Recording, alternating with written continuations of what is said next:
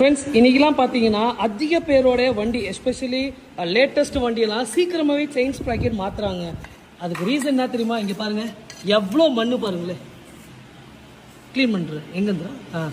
அதாவது இது உள்ளேருந்து எடுத்த மண்ணு தாங்க இவ்வளோவும்.